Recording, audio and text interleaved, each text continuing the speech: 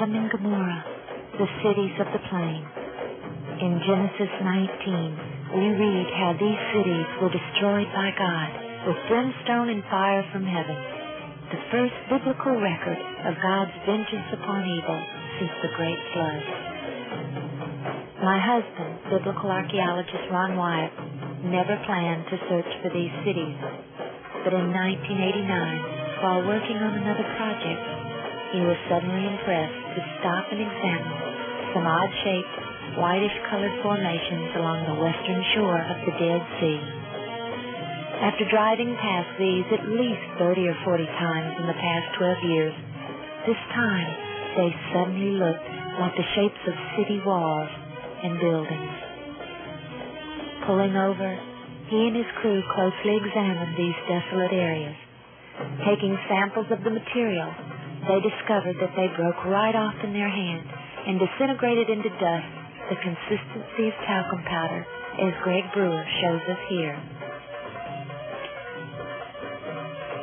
In August of 1990, Ron returned to these sites to thoroughly explore them, 5 sites which he had thus far located.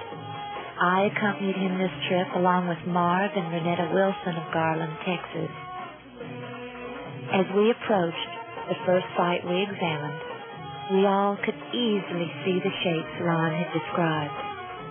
As no roads led into these areas, we pulled our car off the road and began the long, difficult hike. There was no doubt that these areas were unique to the immediate surrounding area. It was very difficult to walk there, for the loose material made walking an arduous chore. Following what clearly looked like the shape of an outer wall, we soon met with a most breathtaking sight. The wall had ended, and we were now looking down into what appeared to be the entrance into the city. But before we entered, our interest was captivated by a most unusual find. About 100 yards from the entrance, upon a high level, was a singular shape. As we viewed it from all angles, we all agreed it plainly bore the shape of a sphinx. We later found more of these sphinx shapes, which we'll see later in the film. As we entered the open section, we soon found ourselves walking along very distinctive paths which communicated with one another just as our streets today. As we approached what appeared to be a dead end, we found it turned to the right and continued along until it met another street.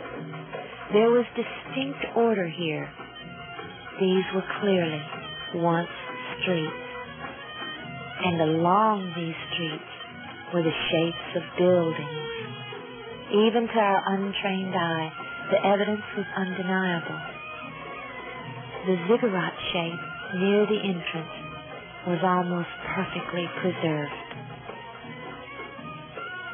Our research had yielded the fascinating fact that substances burned with sulfur or brimstone had a remaining ash that was heavier than the initial unburned substance.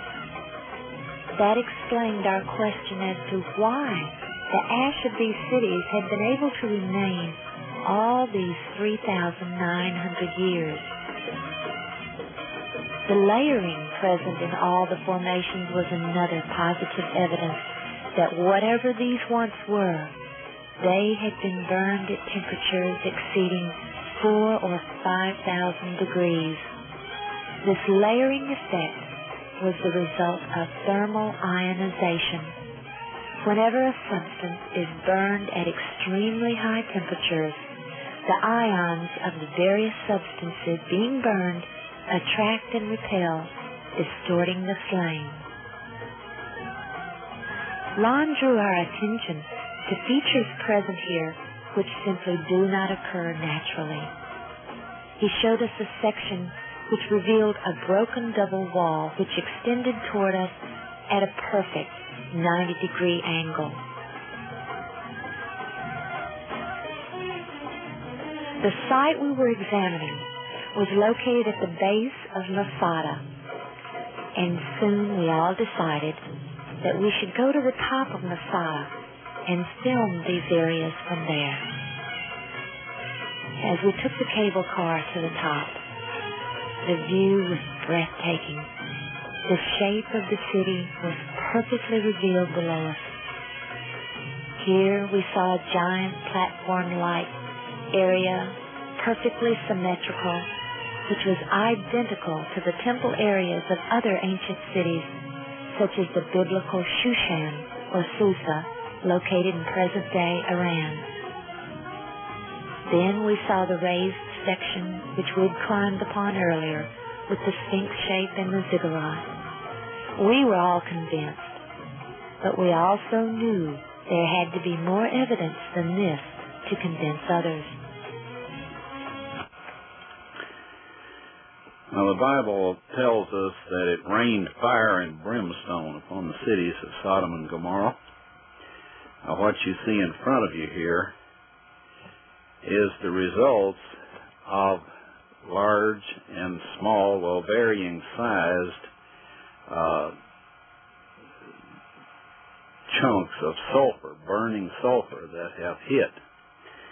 And what we find here is that God rained this burning sulfur down upon this city, and rain is a perfect description of it. It landed just in the pattern that rain would fall, and the stuff, of course, the accumulative heat of all of this upon the city set the entire thing ablaze.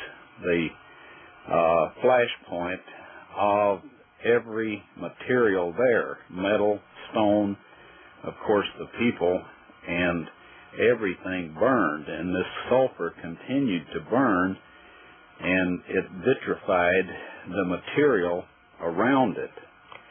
After it had burned it all up, sealed itself off from the oxygen, and then, of course, smothered itself out. And in each of these little crystalline capsules here is a varying size chunk of sulfur. And there are millions of these in these ashes that we have here. Now, some of them we have cracked open so you can see the sulfur inside, and others we have left intact. But there are millions of these here. So this shows that God indeed rained fire and brimstone upon these cities. And if you'll look in your dictionary, under brimstone, you'll find that it is sulfur. As soon as he got home from that trip, Ron took several of the samples to Galbraith Labs near Knoxville, Tennessee. The yellow balls in the center of the reddish rings proved to be 95.72% sulfur, with traces of several other elements, all of which he was told would contribute to an extremely high temperature fire. When Ron asked them if they could perform a BTU test to determine the degree of heat this would give off, he was told that they couldn't because it would damage their stainless steel testing chamber. The material surrounding the encapsulated sulfur was also tested and proved to be ash. At home, we did our own small test and burned some of the sulfur in a spoon. The purplish flame is indicative of the intense heat, which prohibited our holding the spoon as it burned. We later discovered our spoon had holes in it from the fire. Then, we placed a small piece of the outer material also in the spoon and attempted to burn it, but it wouldn't burn at all. It didn't even darken. It was already completely consumed by fire, and nothing was left to ignite.